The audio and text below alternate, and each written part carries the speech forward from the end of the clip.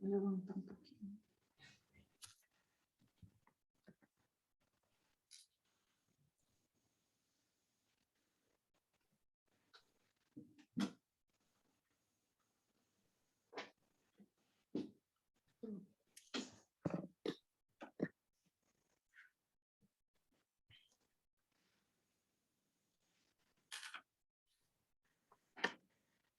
Acho que o pessoal já está entrando aí. Eu tenho uma galerinha já falando já no chat já. Legal que eu estou vendo um monte de estado, um monte de cidade. Tem Olha, bastante. que Pedir para o pessoal maneiro. ir colocando aí, que a gente gosta de ficar vendo de A onde o gente pessoal gosta de está. saber até onde a gente está indo. Vamos embora. Com certeza. E Teresina, terra do meu pai. Olha aí, Olha. Goiânia, DF, bastante gente. Bom, acho que a gente já pode começar, né? Bom, primeiramente, boa noite. Quero agradecer a todos aí pela presença.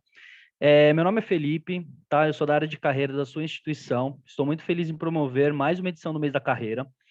Lembrando que terão mais 3 dias de lives, com mais 8 palestras, com conteúdo sobre processo seletivo, diversidade e inclusão, empreendedorismo e outros temas. Aproveitando para lembrar aqui, pessoal, além desse evento, nossa área promove outras iniciativas, tá? Como a Feira de Estágio e Empregos, Dia do Estagiário e Desafio do Empreendedorismo, perdão. Também divulgamos muitas vagas semanalmente, seja no Encontre Sua Vaga, como no Instagram da sua instituição.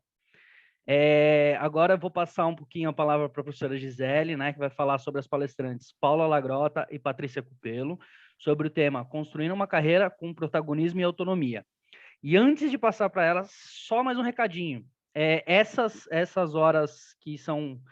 essa live vale 5 horas complementares, tá? Então, é de forma automática. Então, você já ganhou essas 5 horas de forma automática. E antes de terminar a palestra, eu vou passar disponível no chat para todo mundo responder. E agora eu passo a palavra para a professora Boa noite para todo Gisele. mundo. Primeiro, antes de começar, eu quero fazer um agradecimento. Damião, obrigado. Esse trabalho que você faz é importantíssimo. Estamos todos juntos de verdade e você tem um papel fundamental nisso. Então, comunicação é isso, gente, de todas as formas. Eu quero começar aqui, né, obviamente, apresentando as nossas debatedoras, nossas colegas, essas mulheres que são protagonistas da vida, né, e que estão aqui para dizer para a gente o quê? Que não é fácil. Ninguém vai dizer aqui que a coisa é fácil, mas elas vão mostrar para vocês que é possível. Vou começar aqui com a Paula. Paula Lagrota. Eu, como boa professora, para dar exemplo, fiz meu dever de casa. Pesquisei a vida da Paula, pesquisei os interesses dela e descobri uma coisa que acho que todo mundo vai curtir.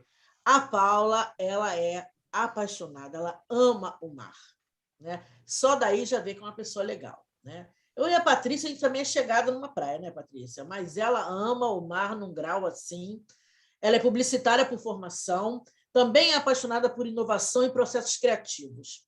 Entende como ninguém de design thinking e design de serviços. E aperfeiçoou-se de verdade, porque ela sabe que é por meio do estudo que as coisas acontecem. Ela aperfeiçoou-se de verdade sobre o tema, tanto aqui no Brasil como no exterior. Hoje, a Paula é diretora de planejamento da Arteplan, todo mundo conhece, uma das maiores agências do país. Mas a sua marca profissional, ela tem uma estradinha já, embora muito jovem, né? Ela já passou por grupos como o Grupo Soma, Bodytech, empresas como a Oi, e entre outros grandes nomes, né, que fazem relevância, grandes empresas que têm relevância no nosso mercado. E o que mais assim, me impressionou, claro que toda a vida da Paula aqui que eu pesquisei me impressionou muito, né?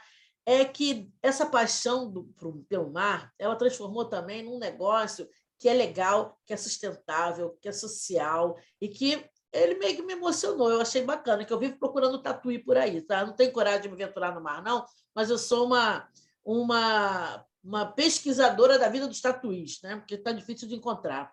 A Paula, ela, além do trabalho que ela faz na Arteplan, ela é cofundadora da marca de jaquetas Kite Coach, é um upcycling de pipas de kitesurf. Fui lá pesquisar e descobri que o número 300 tem um envolvimento com toda essa história. 300 km por hora, é isso, Paula? Seja bem-vinda aqui à nossa live. Obrigada, professora Gisele. Boa noite a todo mundo. Boa noite, Patrícia. Boa noite, Damião.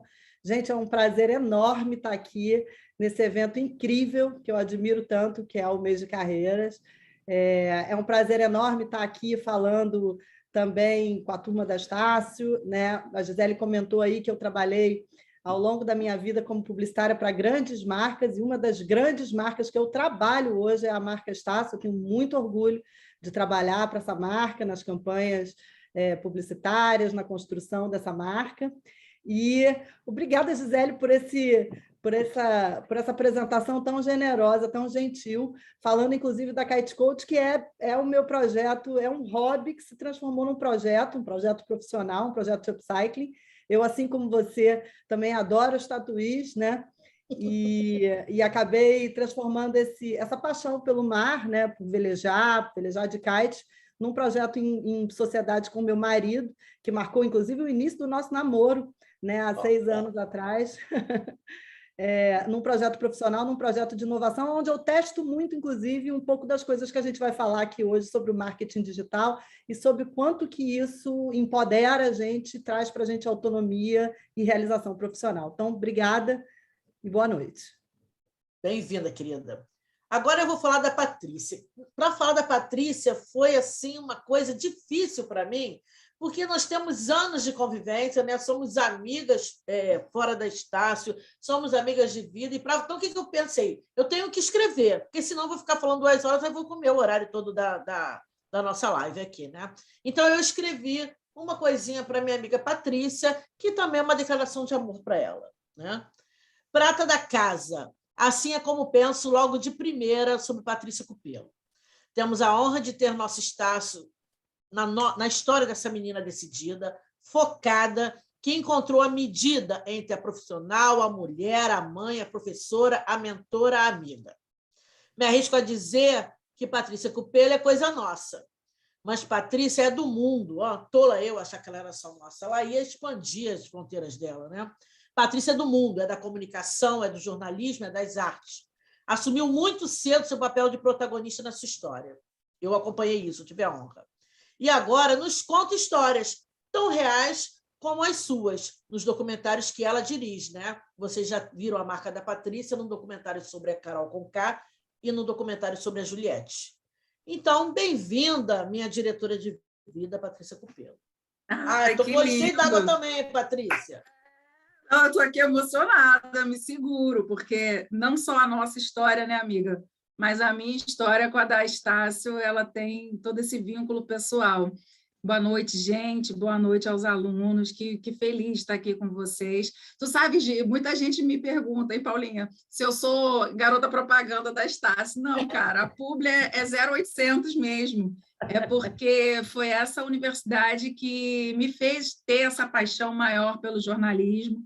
Foi nos laboratórios da minha universidade que eu tive o primeiro contato com televisão, com jornal. Foi através dela que eu tive meus estágios e que hoje eu estou na empresa que eu sempre quis trabalhar, na empresa em que eu sonhava trabalhar, fazendo o que eu amo, e foi ali que eu aprendi. Então, eu acho que se a gente pode dar esse depoimento assim, em primeira pessoa e dizer que você estudou ali, que você curtiu ali, que os seus professores foram o verdadeiro canal para que você chegasse no mercado de trabalho, e, enfim, te ensinando tudo, eu acho que não tem por que eu não falar isso, não tem por que eu não contar isso.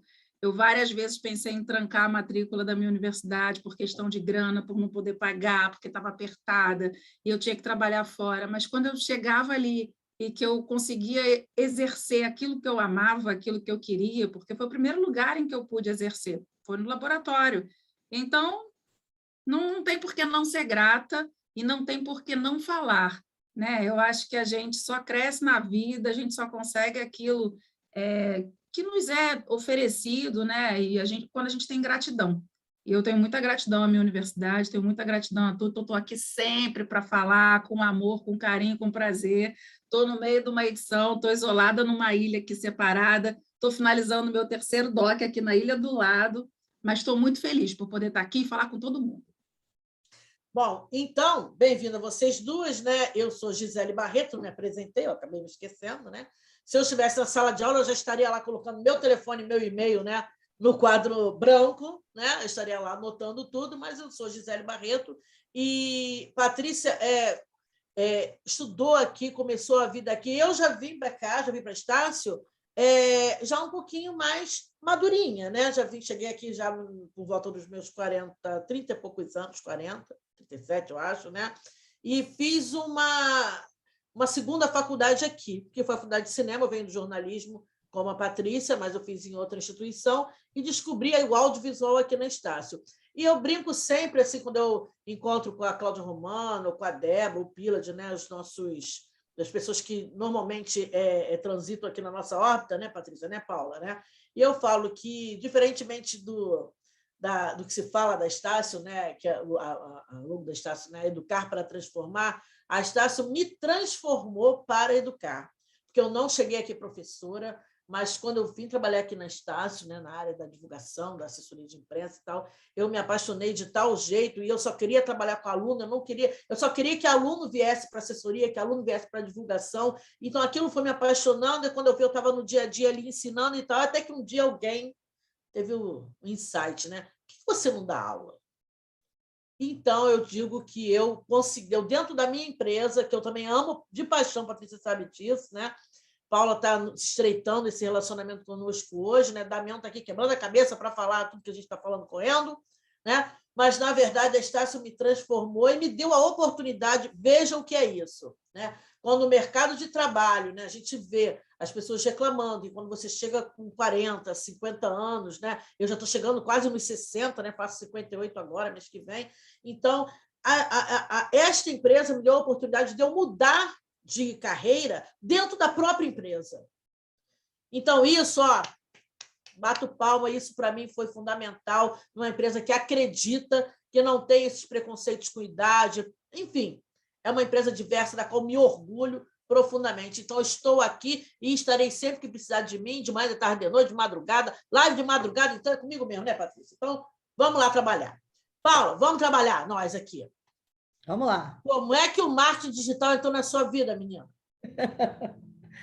Marketing digital entrou na minha vida como entrou na vida de todo mundo, porque o marketing digital entrou na vida de todo mundo, né? É claro que ele veio para mim talvez um pouco mais rápido do que para o comum das pessoas, né? Porque eu sempre trabalhei com comunicação a minha vida inteira, eu sou filha de publicitário, então eu comecei a trabalhar praticamente no mesmo mês que eu entrei na faculdade, né? Eu passei para comunicação, para publicidade, e o meu pai imediatamente movimentou lá uns pauzinhos, né? E pediu um estágio para a filha dele numa agência de um amigo dele, e eu comecei a estagiar. Então, eu comecei a estudar e estagiar praticamente ao mesmo tempo. E passei, né, os últimos 28 anos dentro, praticamente todo esse período ao longo da minha carreira, dentro de agências de publicidade. Só teve um período aí entre 2016 e 2019 que eu saí de uma agência de publicidade, e foi justamente quando eu tinha me apaixonado pela temática de inovação, que a professora Gisele comentou, quando eu fui estudar um pouco de design thinking, design de serviços, que tem muito a ver com publicidade também, né? Quer dizer, construir produtos, construir experiência de consumidor, que eu abri uma consultoria e fiquei sócia de um instituto de pesquisa. Durou 4 anos, mas aí a Artplan foi me buscar e eu estou dentro de uma agência de publicidade de novo. Então, ao longo desses anos, quando a gente viu a comunicação se digitalizar, ou, na verdade, quando o mundo se digitalizou, quando a gente entrou na terceira fase, que a gente diz, né, da internet, a internet de rede, né, aquela que deixou de ser só o conjunto o acesso à informação e passou a ser verdadeiramente a interconexão, as técnicas que a gente utiliza em comunicação também mudaram, né? E aí 2 coisas vieram muito importantes. Primeiro, toda a temática de conhecimento do consumidor, que é super importante, daqui a pouco a gente vai falar, eu acho, um pouco de algoritmos, né? Então, tudo isso que às vezes fica ali num tema meio obscuro, né, dos documentários, do grande hacker, mas tem uma beleza nisso, né? Tem uma beleza muito poderosa, a inteligência artificial, né? Ela não é esse drama, esse monstro todo, ao contrário, ela pode ser muito utilizada, pode ser utilizada para o bem, né, e no que diz respeito à publicidade, quando a gente fala sobre aperfeiçoar produtos e serviços, conhecer a jornada das pessoas através das pegadas, dos sinais que elas deixam no digital é importantíssimo, e a gente aperfeiçoou tantas coisas que surgiram na nossa vida como conveniência, e também, sob o ponto de vista das redes sociais, né, que permitem que a gente converse de maneira mais orgânica com um conjunto muito maior de pessoas. Então, a publicidade deixou de ser um diálogo para, na verdade, ser uma grande conversa, né, uma grande aglomeração de conversa. Então, foi assim que entrou tecnicamente na minha vida. Mas tem um outro aspecto também. Quando a gente está trabalhando com marketing digital, muito rapidamente a gente percebe que essa área é uma área extremamente inspiradora. Por quê? Primeiro, porque ela coloca a gente nessa trilha que agora está na moda chamar de lifelong learning, né? Nunca você vai saber e dominar o marketing digital. Essa é a beleza. A gente está sempre aprendendo. A gente vai fazer uma graduação, vai fazer uma pós, vai fazer uma certificação do Google, vai fazer um curso livre, vai aprender a dominar uma nova linguagem, porque todos os dias, em tecnologia, a gente está evoluindo. Então, ela é muito inspiradora nesse lugar que a gente nunca para de estudar e de aprender, né? Como a Gisele falou, né? A gente está sempre chegando para aprender, para ser aluno, né? E todo dia é futuro, né? Todo dia é futuro. Todo dia é futuro. E o outro aspecto é que o marketing digital é muito empoderador, né? Uma das coisas que a Gisele comentou, esse projeto de upcycling que eu abri com meu marido, na verdade, ele capta pipas de kitesurf de velejadores, né, que tem esses equipamentos. Normalmente, quem pratica esporte sabe, a gente tem um super apego pelos nossos equipamentos, né? Por exemplo, quem pega a onda pela prancha de surf, quem veleja pela pipa de kite. Só que, às vezes, essa pipa ela já entrou em desuso, ou seja, ela não pode mais ser consertada, reparada, mas a gente mantém ela guardada ali, porque ela lembra a gente de muitas coisas boas, ela guarda história nela, você olha para ela e ela guarda história. E a gente teve a ideia, então, de dizer, se ela não serve mais para velejar, talvez ela possa servir para outra coisa, porque esse nylon parado, né, que trouxe tanto prazer como velejo, ele vai levar 300 anos para se decompor na natureza. Por isso que o número 300 é cabalístico. Eu ia te perguntar sobre essa mística em torno do 300 aí. Né? É isso, essa é uma coincidência, né? Uma pipa de kitesurf, ela dura, em média, 300 horas de velejo, mas o nylon leva 300 anos para se decompor na natureza. Então, isso é um desgaste para a gente como ser humano, né? Mata meu tatuí. Mata seu tatuí. Então, transformar essas pipas de kite num casaco, né, que mantém, inclusive, mantém o visual da pipa, né, é uma maneira de tornar aquele passivo ativo. E a razão pela qual a gente conseguiu fazer esse negócio é porque ele é um negócio digital, ele é uma plataforma tanto captar as pipas de quem quer doá-las para o projeto, quanto vender as jaquetas prontas, é um negócio digital. Então, eu digo sempre que o marketing digital, além de ser inspirador, é extremamente empoderador, né? Ele bota a gente realmente para empreender, para revelar o brilho que tem dentro da gente, como se diz aqui dentro da Estácio, né? Ainda vou dizer mais uma coisa. Você está falando sobre essa coisa de empoderamento, das histórias, que eu acho muito importante que as pessoas olhem para suas coisas, né, e pensem em ressignificá-las, né? Eu acho que nós estamos num momento, né? Até vou perguntar para você, né? Qual foi a participação, em que nível a pandemia contribuiu para essa coisa do olhar para o que a gente tem dentro de casa, né? Que a gente, pelo meu exemplo, né? Como eu trabalho, né? Como a Patrícia aqui, eu trabalho desde 16 anos na rua, né? Já estou me aposentando, né?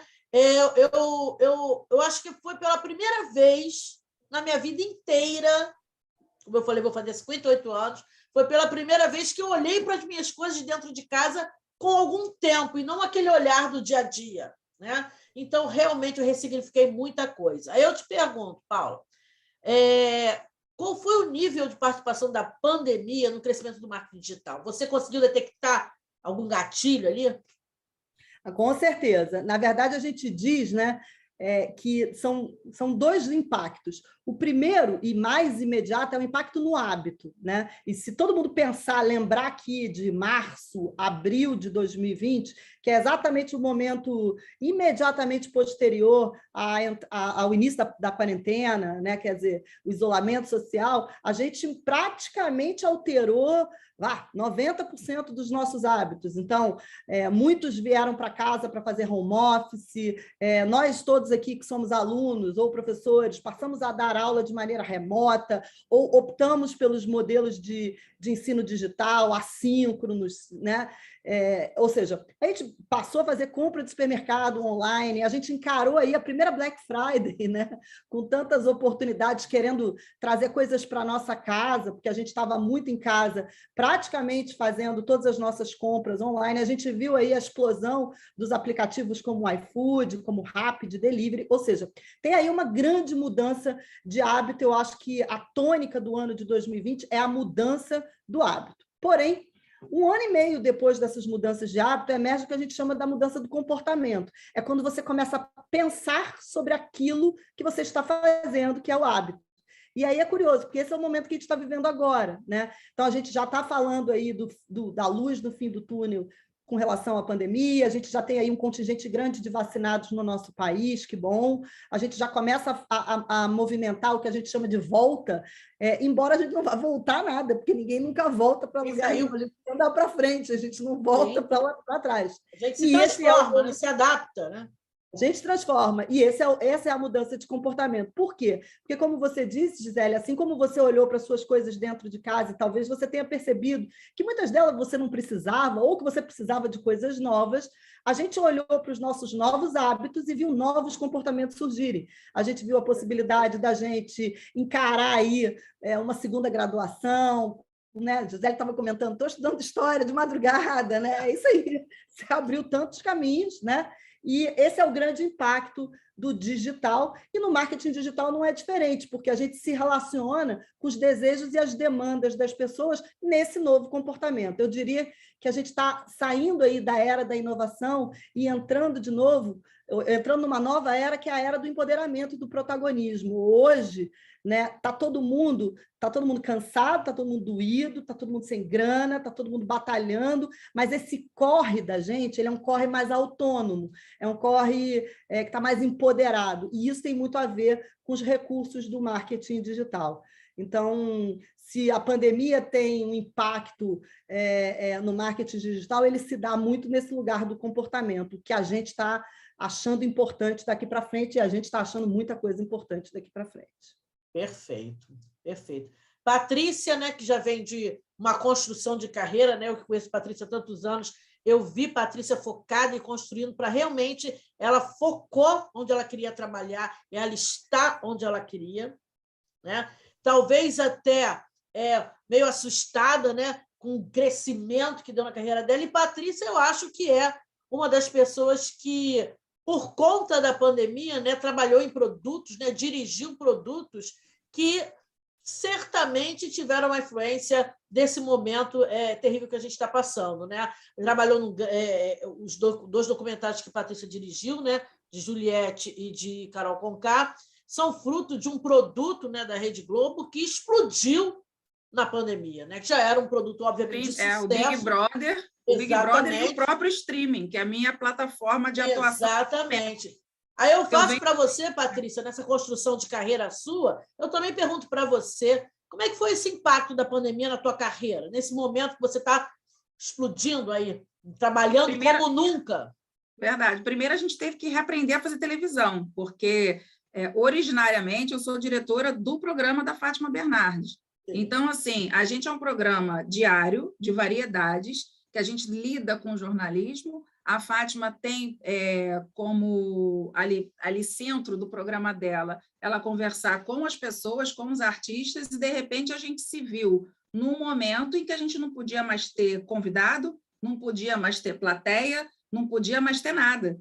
E, de repente, a gente virou e falou assim, caramba, como é que se faz isso de forma remota? Porque a gente ficou fora do ar pouquíssimo tempo, a gente ficou, 2 semanas em que o combate ao coronavírus, que foi um programa que entrou na grade ali para aquele momento inicial. Ele se alocou, mas a Ana Maria, do Mais Você, por ser mais velha, ela ficou mais tempo isolada e a gente veio.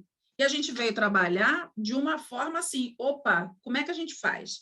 Então, foi a primeira grande mudança ali. A direção remota, a gente lida não é só com elenco, porque mal ou bem, gente, elenco sabe pegar o celular, manusear, não todos, mas a maioria, né? Ou quando é mais velho, tem alguém que possa dar suporte, que possa ajudar. Agora, como é que você faz com um programa de variedade, que é um programa popular, que é um programa da Fátima? Como é que eu vou convidar aquela pessoa que eu quero ter no meu programa, que é com quem eu quero falar, que, de repente, nem um celular que acessa a internet tem?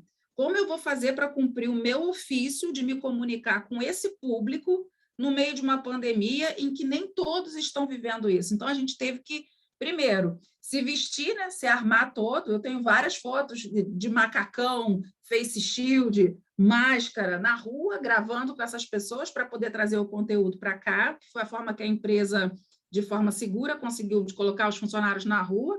E também tenho a direção remota, que foi algo que a gente aprendeu muito a fazer. A gente tomou muito pau, assim, sabe? De chegar e conexão cair e estar ao vivo e ter que segurar, e como é que a gente vai ter conteúdo extra para segurar ali e tal, paraná. Mas, enfim, a gente sobreviveu, a gente aprendeu. Hoje, se você me pedir para dirigir alguém que está no Piauí agora, eu vou conseguir fazer isso sem viajar. Eu estou fazendo um documentário agora que eu estou dirigindo gente fora do país e estou dirigindo daqui. Porque, por questões de segurança, a empresa optou em não me deixar ir, porque na hora que eu tinha que viajar, veio a cepa nova, e assim, eu me senti até assim, cuidada, bem cuidada. Eles viraram para mim e falaram assim: vem cá, se acontece alguma coisa contigo, a gente vai falar o quê para tua mãe? Que a gente te mandou aí? Não, senhora, porque eu queria ir, né, gente? Já queria estar lá. Câmera, pronta, estava pronta para ir. Mas, assim, eles falam: não, você vai, a gente vai te dar todo o suporte, você vai dirigir de forma remota, você vai ficar só fazendo isso, mas você vai dirigir daqui. Ok. Então, assim, foi um reaprendizado.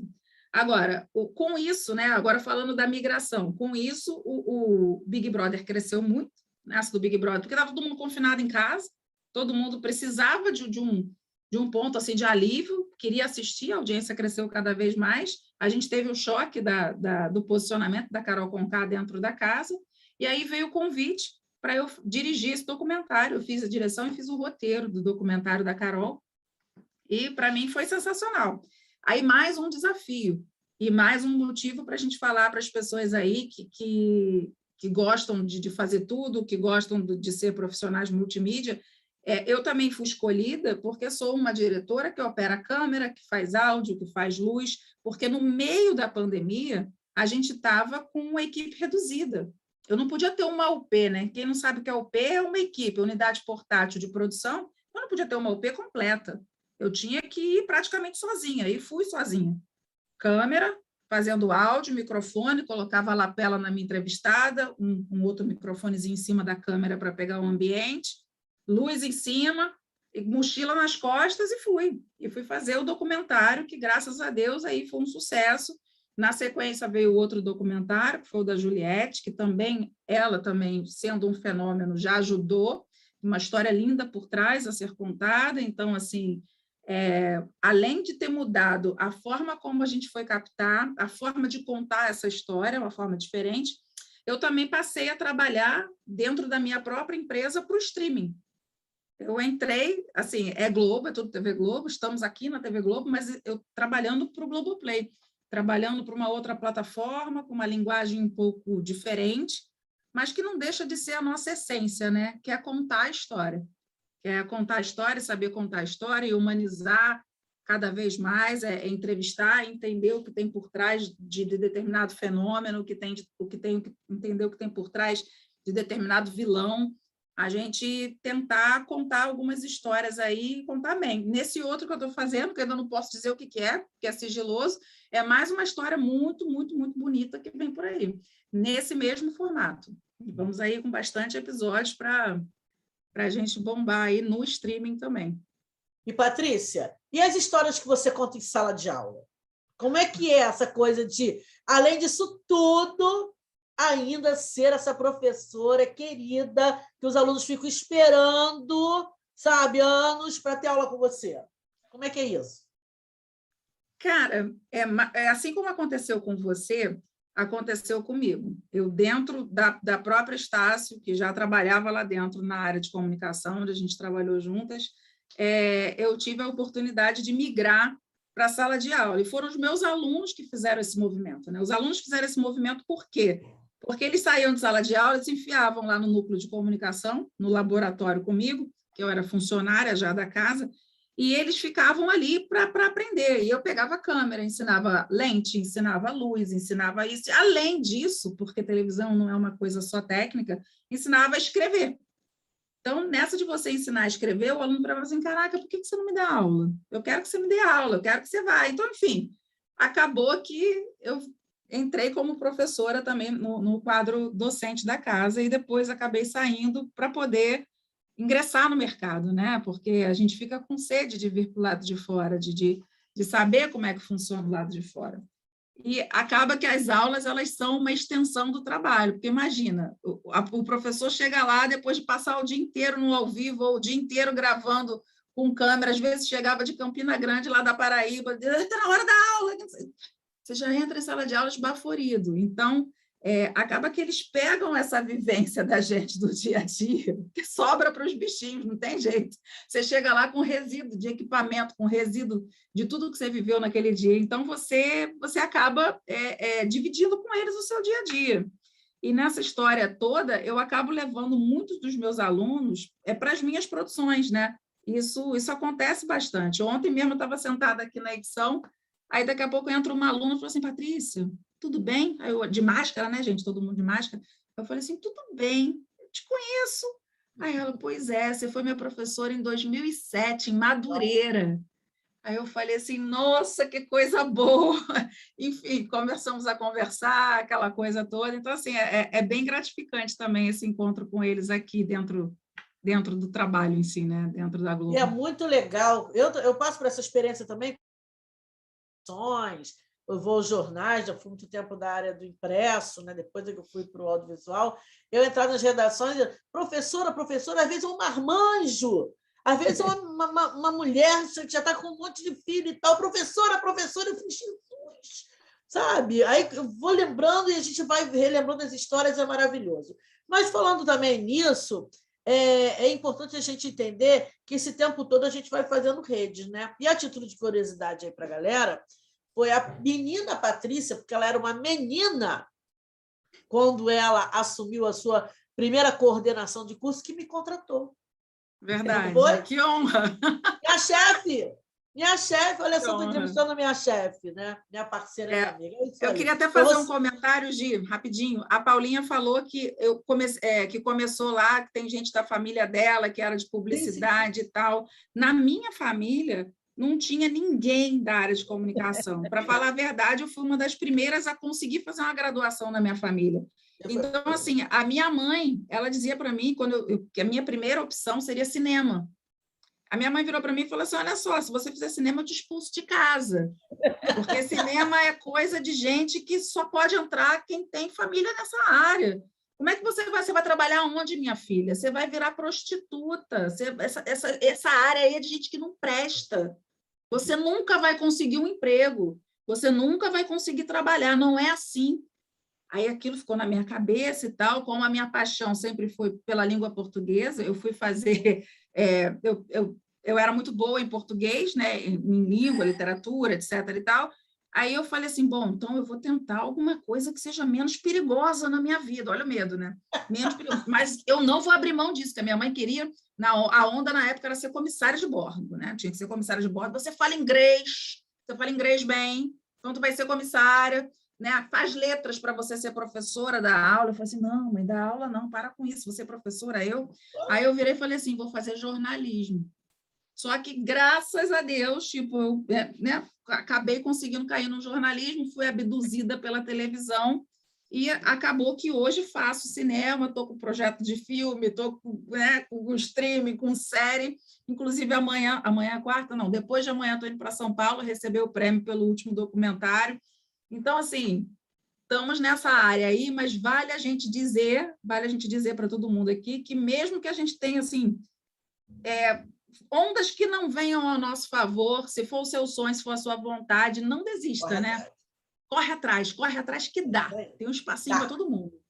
É isso aí. Então, vou jogar a bola para a Paula aqui de novo. Né? A gente está falando aí de redes pessoais, né? Patrícia, que trabalhamos juntas, depois a Patrícia me contratou como professora e a vida foi correndo, né? Depois eu me interessei pelo audiovisual, eu fui estudar cinema, né? A coisa foi, né, se mexendo. Mas aí eu jogo a bola para a Paulinha. Paulinha, e as redes sociais? Realmente as redes sociais impulsionam carreiras e negócios? O que você me diz? Com certeza absoluta. Eu acho que as redes sociais, ela, como eu falei, ela é se a gente olhar, é um dos eixos, né, mais importantes, não só do marketing digital, mas da vida contemporânea, né? Eu sempre gosto de olhar a coisa no ponto de vista positivo, né? Então, eu sei que tem muita crítica sobre o excesso de tempo que a gente dedica, sobre todo o aspecto tóxico, né, de construção de personagem, que não somos nós, mas quando você coloca isso em perspectiva na história, sempre teve, né? Se você tirar as redes sociais da história e voltar aí 30 anos, né, você vai ver que esse comportamento tóxico ele se dava de outro jeito, né? A pessoa, por exemplo, que gastava muito dinheiro para fazer compras, que se vestia, que montava um personagem que não condizia com a sua realidade. Então, na verdade, a rede social ela só é o veículo por onde vão transitar os nossos comportamentos, para o bem ou para o mal, para o bom e o ruim, né? Então, de verdade, quando a gente isola esse aspecto, o que funciona da rede social, na verdade, é que ela trouxe a característica da conectividade para a nossa sociedade. E isso é genial, porque, como eu falei para vocês, eu acho extremamente inspirador, a gente troca muito nesse ambiente e é muito empoderador também quando você pensa do seu ponto de vista da sua carreira, daquilo que você pode fazer. Quantos exemplos a gente não tem aí durante a pandemia, né? E por isso que eu digo que a gente está entrando, agora a gente botou os dois pés numa nova era, que é uma era protagonista. Daqui a pouco a gente vai ver aí os sociólogos, os caras que escrevem e registram o nosso tempo, eles vão dizer, entramos numa era de protagonismo, porque hoje quantas pessoas aí não aprenderam alguma coisa durante a pandemia e tornaram esse aprendizado um ofício, né? Quanta gente aí não aprendeu a fazer bolo e aí montou um negócio, e aí só uma curiosidade, né? Engraçado como a gente leva um tempo para admitir que a gente transformou isso em negócio, né? Eu trabalho para uma marca que é a Oi, né, que é uma operadora de telecom, e ela tem um produto que é destinado, que é conexão internet para pequenos negócios, né? E a gente fazia na comunicação, muitas vezes a gente fazia lá os anúncios, os títulos, né, das peças publicitárias, dizendo você que é empreendedor, o seu pequeno negócio. E quando a gente ia fazer pesquisa, a gente via que as pessoas não se identificavam com aquilo. E aí, quando a gente ia entrevistar, né, por exemplo, uma boleira, né, uma pessoa que faz bolos e docinhos, a gente falava, não, mas o seu negócio, ela falava, não, mas eu não sou empresária, eu não sou empreendedora, eu não tenho um negócio, eu faço bolo, eu faço brigadeiro, eu vendo brigadeiro, mas como é que as pessoas fazem? Não, eu boto lá no Instagram, as pessoas entram em contato pelo direct, ou me mandam um WhatsApp, encomendam, e aí eu mando um QR Code do Pix, e elas fazem o pagamento e eu entrego. Como que você entrega? Às vezes eu chamo um log, cara, isso é um negócio, você acabou de fazer uma jornada digital, né? Porque você tem a compra, a exposição do produto na rede social, você tem a compra, você tem o pagamento através do Pix, você tem a entrega através de um delivery, né? Então, de fato, quando você para e pensa... Como está movimentando, né? A cadeia, gente. Tudo, né? A jornada inteira, né? Então, nesse sentido, as redes sociais, elas apertaram esse gatilho, que ele não é de agora, ele é humano, né? A gente diz, né, que gente nasceu para brilhar, isso é absolutamente verdadeiro, né? Está dentro de todo mundo, né? Então, de fato, quando a gente faz esse recorte do protagonismo para as redes sociais, elas viabilizam, sim, essa possibilidade de você abrir o seu negócio, de você vender o seu serviço, de você construir melhor a sua trajetória e, por que não, também de aprender, de trocar e de consumir conteúdos e etc. Então, tem um papel fundamental nessa era de protagonismo. Eu mesma olho para o meu negócio da Kite Coach e vejo cada vez mais como ele é um negócio de redes sociais. Por quê? Porque, no meu caso, inclusive, como eu não compro matéria-prima, tudo que eu produzo de jaquetas é de matéria-prima doada. Então, ainda por cima, a rede social funciona como essa rede de captação da própria matéria-prima. São os velejadores que conversam com a gente, são as escolas de kite que têm material parado no Brasil inteiro. Ou seja, todo o nosso ecossistema ele é um ecossistema em rede e social, né? Pátio, o que você acha dessa questão das redes sociais? Impulsionam carreiras realmente? Ou jogam contra? Não, impulsionam muito. Na verdade, só joga contra quem só fica dependente daquilo para viver, né? Assim, tem gente, não no mau sentido, você depender daquilo para viver, aquilo te impulsionar no seu negócio, como a Paulinha acabou de falar, isso é maravilhoso. O problema é quem faz daquilo ali um círculo vicioso para você falar mal dos outros. A gente tem ali, em termos de hate, Os haters. Não, exatamente, a gente tem um absurdo, os haters que ficam ali somente para importunar a vida das pessoas, dando opinião na vida das pessoas, mas a rede social, ela hoje ela vem para impulsionar grandes negócios. Quantas matérias eu já não fiz com pessoas que começaram ali a divulgar os seus negócios, através de uma coisa que viraliza, um tweet que viraliza, você consegue até da casa, sabe? Você consegue com as vaquinhas online. E, gente, na verdade, o que veio essa pandemia ensinar a gente, né? Que a união, que a gente tem que se unir para que a gente consiga passar por determinados problemas. E quantas pessoas não mudaram de vida completamente nessa pandemia, não reaprenderam a fazer as suas coisas, aprenderam que... Eu fiz uma reportagem com uma menina que tinha salão de beleza e não podia mais abrir durante a pandemia. E, de repente, ela vira para o marido em casa, os dois passando necessidade, eles com 4 filhos, só tinham uma caixa de leite para todo mundo dentro de casa, não tinham mais nada para comer. E ela virou para o marido e falou assim: amor, por que a gente não vende churrasquinho? Se o churrasquinho é tão gostoso. E eles montaram uma rede de churrasco, o nome se chamava Churrasco em Casa, e começaram a divulgar esse trabalho, divulgar esse trabalho, divulgar esse trabalho. Eles estão dando emprego para motoboy, eles estão dando emprego para pessoas que fazem churrasquinho com eles e saíram da situação de miséria que estavam vivendo. Então, assim, tudo em virtude também da rede social. Agora, tem gente, é óbvio, que leva essa rede para o lado mal, né? Para o lado ruim, aí não tem nada a ver. Eu juro, Paulinha, eu preciso de aula para aprender a lidar com rede social. Eu não tenho tempo de organizar minha rede social, e eu acho que isso poderia ser melhor utilizado na minha vida, entendeu? Pessoal. Uma pergunta aí para as duas. Quais são os conteúdos que mais engajam a galera?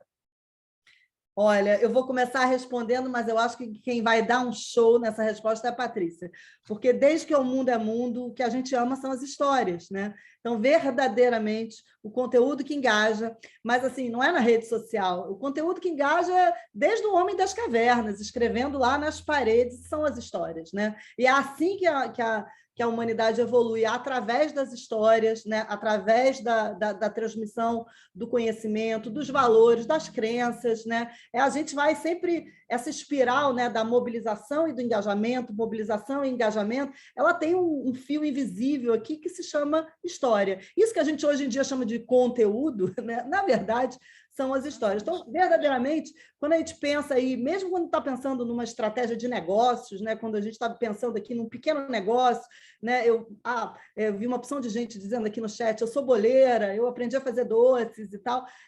Quantas pessoas fazem bolo? Um monte. Mas só você tem a sua história e a sua história com aquele bolo, né? Só você constrói, de fato, a receita que você usa da sua família, um jeito de assar o bolo que você aprendeu com a sua avó. E quando você traz esse conteúdo e embala, né, o seu produto, o seu posicionamento, o seu diferencial com essa história, esse é o conteúdo que engaja, né? No meu caso, falando especificamente da Kite Coach, né?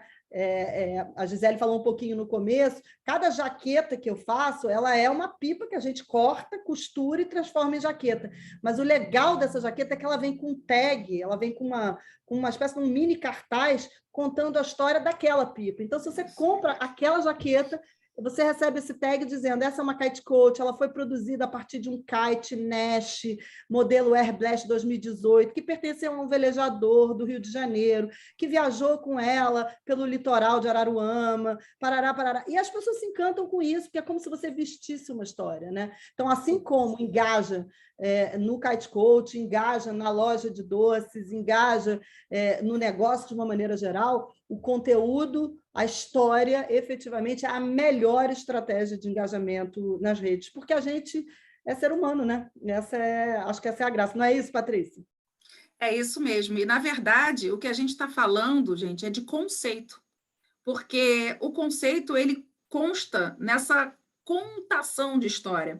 Por exemplo, você vê uma vinheta num programa de televisão, você só olha e acha, pô, que maneiro. Agora, que legal quando você tem acesso ao making of daquilo, quando você conversa com o diretor visual daquilo, diretor gráfico, quando você conversa com o roteirista que ajudou a criar aquela concepção, que pensou naquilo. Olha, esse elemento, esta mulher aqui nessa vinheta de abertura, ela representa a origem, ela representa a terra. Ah, que bonita, a mulher está rolando na areia para poder sensualizar. Não, a gente está falando da ligação do ser humano com a natureza, com a força que tem a personagem que é protagonista dessa novela.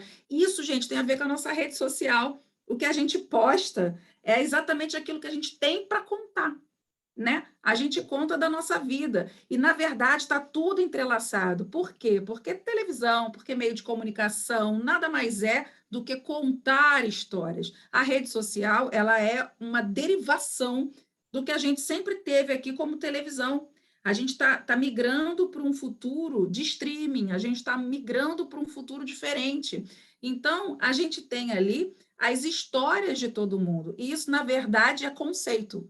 Porque você, quando você consegue entender o conceito de determinada roupa, o conceito de determinada animação, o conceito de determinada publicação, você consegue entender e consumir aquilo de forma mais gostosa. Pô, eu quero isso. Olha que orgulho de eu estar vestindo isso. Eu sei por que existe isso. Olha que legal fulano ali falando. Não é só uma carinha. O documentário faz o quê? As histórias fazem o quê? Você humaniza. Você não é só uma cantora de sucesso. Você é uma mulher que veio de não sei de onde, sei o quê. Você não é só a Juliette que ganhou o BBB. Você já passou isso, já passou aquilo outro. Você não é só a Carol Conká que faz vilania. Olha a história dessa pessoa, olha a bagagem que ela tem. Então, assim, você tem um conceito por trás das coisas. E a rede social, gente, nada mais é do que isso também. Só que a gente está aprendendo a contar essa história, né? Tem gente que consegue contá-la para o bem, tem gente que consegue contá-la para o mal. Como eu propriamente disse aqui, tipo, a gente só dá aquilo que a gente tem para oferecer. Então, mandou muito bem. As duas mandaram muito bem. Duas histórias, né? Eu imagino quando você veste uma roupa, uma kite coach, por exemplo, você está vestindo uma história, você está vestindo um emprego daquela costureira, você está vestindo o emprego daquele entregador, eu estou vestindo muita coisa. Então, Paulinha, parabéns. E Patrícia também, parabéns, porque é a nossa Sherazade, Patrícia. Né? Mil e uma histórias para contar. Então, olha só, vou fazer minha última questãozinha. Todo mundo fala nessa palavrinha algoritmo, algoritmo, algoritmo. Explica para as pessoas, Paulinha, o que o algoritmo faz na vida da gente por causa das redes sociais. Eu vou falar que nem a Patrícia falou, vou explicar o conceito, porque as aulas de matemática eu faltei, tá? Porque eu sou de humanas. Mas eu vou contar.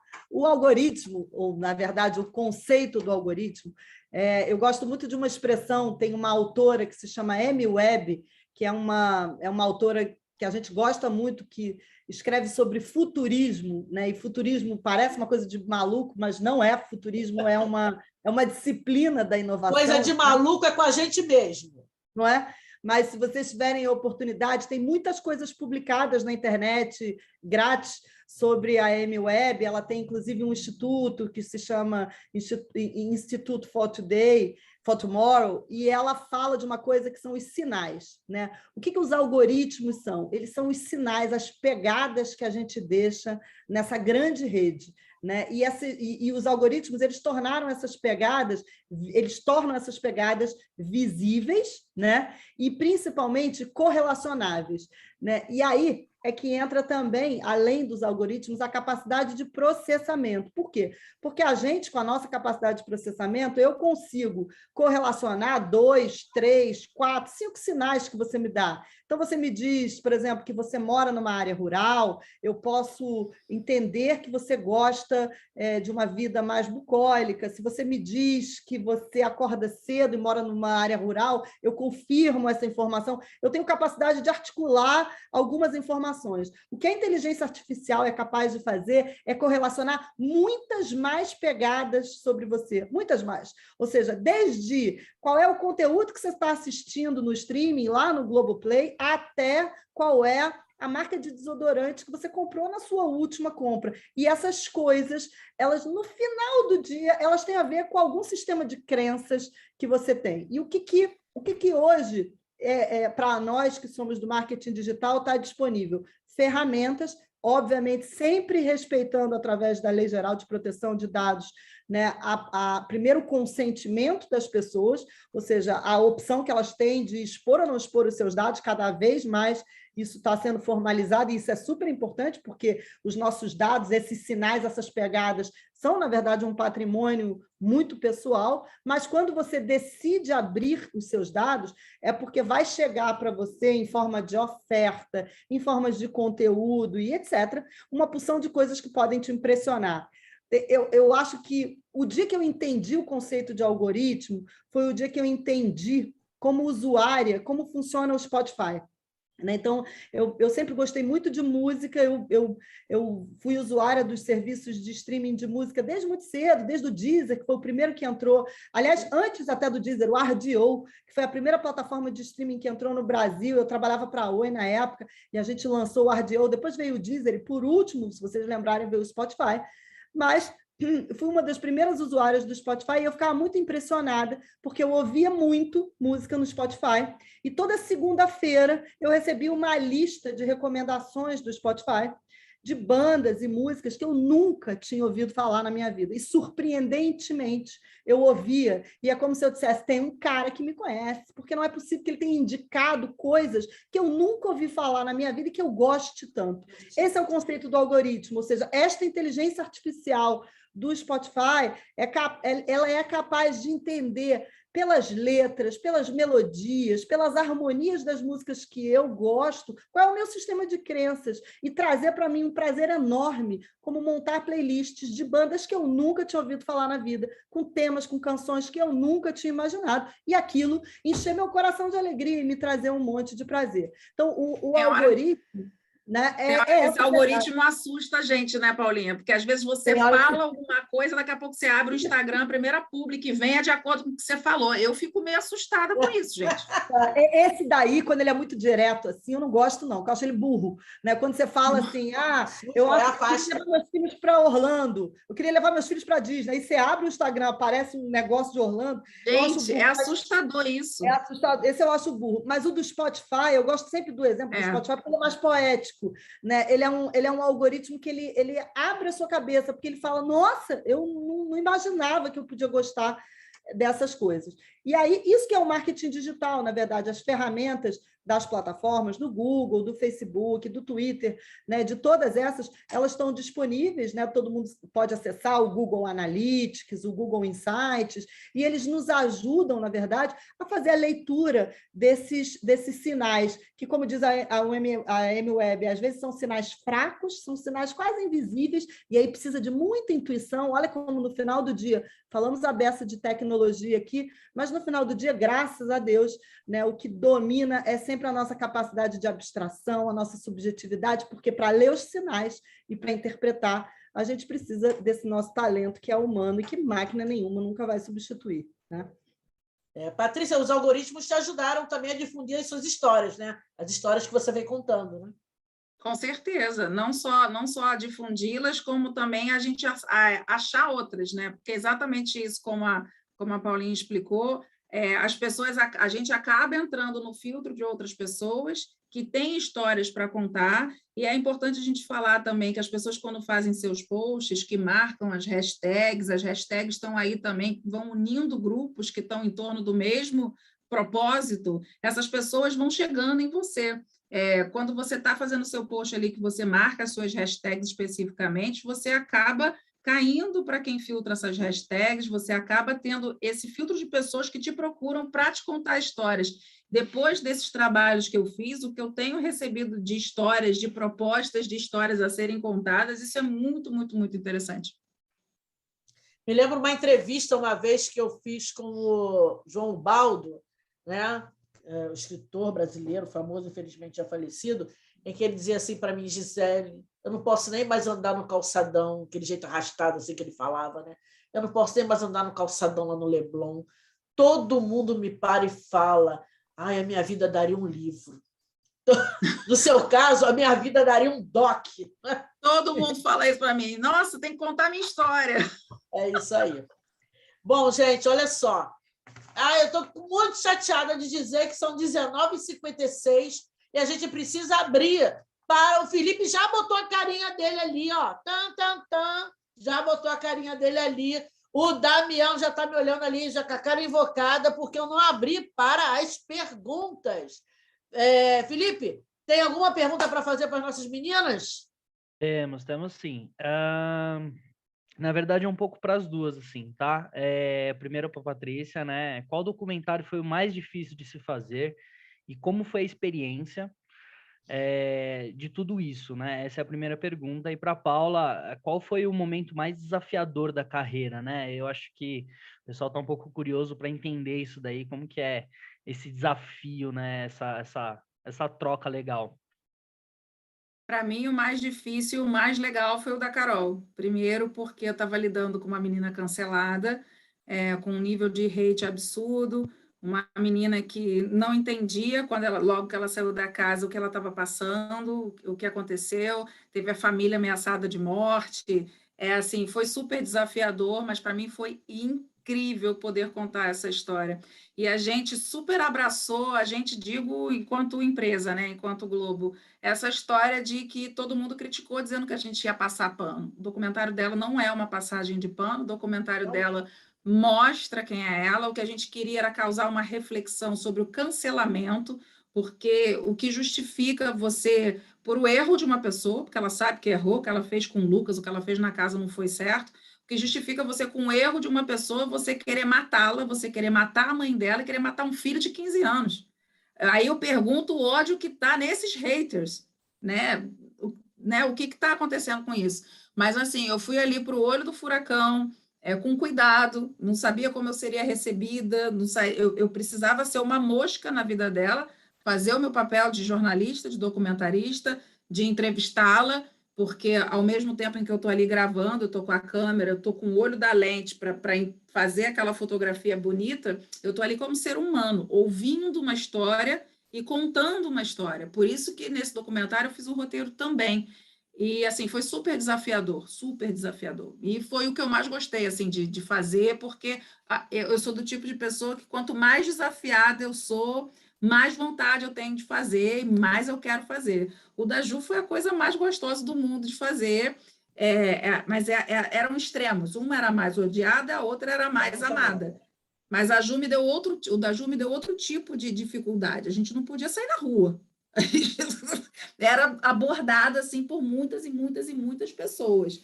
Mas, enfim, todos dois muito maravilhosos de fazer. O da Carol foi o mais desafiador e foi assim o que eu mais gostei de escrever e fazer e contar, porque foi o desafio, foi a porrada. Isso é muito bom.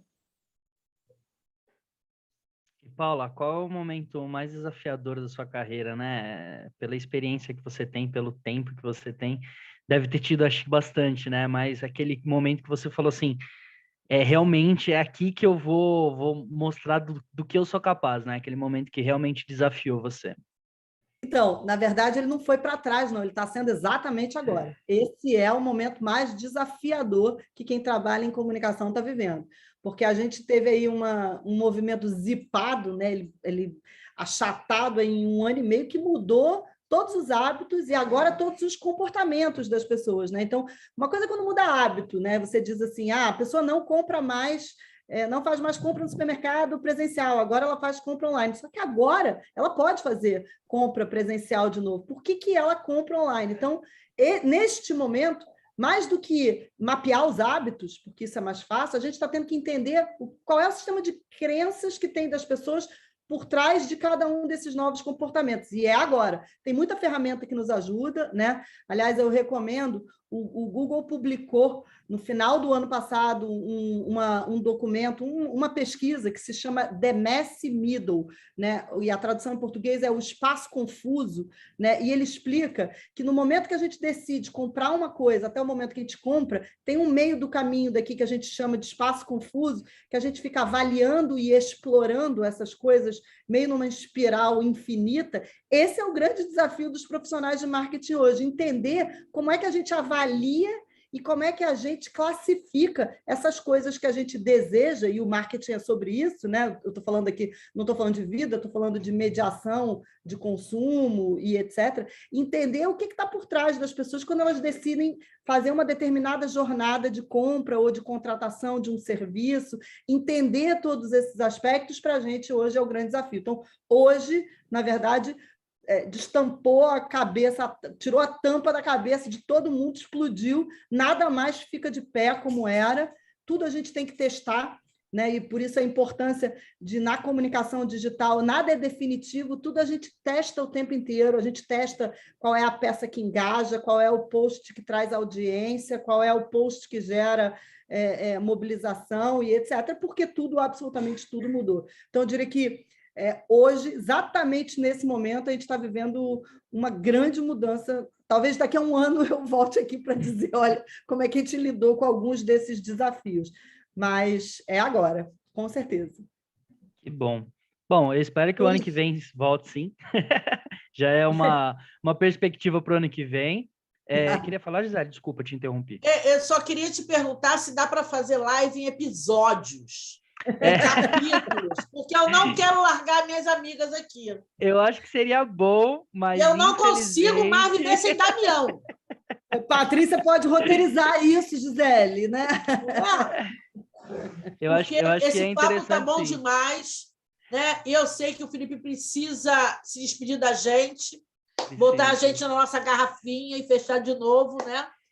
E abrir assim que possível, porque eu estou à sua disposição e à disposição dessa galera toda que está aqui com a gente, só elogio, só gente perguntando coisa legal, só gente com energia positiva. Ó, agradeço a todo mundo que está aí assistindo. Me despeço da minha grande amiga Patrícia. Te amo, meu amor. Você sabe que estamos juntos para tudo, né? Paula, pode contar comigo 100% para qualquer coisa. Posso ser, inclusive, a sua garota propaganda da Cat Coach. Pronto. Tá? Mas promete fazer tamanho GG, porque eu sou gordinha, hein? Então, não, todas elas são grandonas. Tem que ser a pipa. Super democráticas. Então, tem que ser a pipa, entendeu? Não é qualquer pipa, não. A pipinha, pipa, aquela pipa, né? Então, pode contar comigo. Damião, meu amor, quero você na minha vida para sempre. Você, um astral. Olha que sorrisão, que astral positivo. E, Felipe, querido, muito obrigado pelo convite. Agradeço a todo mundo aí de Carreiras, Débora, sabe? A nossa, mais do que vice-presidente, a Cláudia Romano, que está sempre dando apoio para mim, para a Patrícia, para todos, para a Paulinha também, para todo mundo que está envolvido nos projetos. E, ó, pode ficar para sempre. Tá bom? Bom, primeiramente, queria agradecer, né? A professora Gisele, um amor sempre com a gente. Patrícia Cupelo, muito obrigado por aceitar o convite. Paula Lagrota, sem palavras vocês, literalmente, vocês são incríveis. Foi uma das melhores lives que eu já estive presente, que eu estive acompanhando. Muito obrigado mesmo a todos vocês. Damião, muito obrigado. Infelizmente tem que acabar, né? Acho que tudo que é bom tem que ter um fim, né, Patrícia? Acho que a gente sabe disso, né? Começo, meio e fim tem que ser contado. Mas quando a gente está ao vivo, né? Assim, né? Tá ao vivo, fala assim, gente, acabou o tempo, acabou, despede, corta, e a gente fica de mal educado, né? Com o cara que está dando a entrevista, tipo assim, obrigado. É verdade. Vou usar um jargão de Patrícia aqui, né? Vou fazer o meu jabá. Alguém colocou aqui no chat assim, eu queria ter aula com a professora Gisele, pode me levar para qualquer lugar do Brasil, que eu sou facinha. Pode me levar que eu vou. Ela é maravilhosa. Pode me levar que eu vou. Qualquer lugar do Brasil, se quiser me ouvir, se quiser compartilhar comigo, quiser trocar comigo, porque a aula é isso, é troca. Ninguém sabe tudo, sabe? É troca. Pode me chamar que eu vou. Tá bom? Que bom. Bom, chegamos ao final, tá, gente? Muito obrigado pela participação de todos.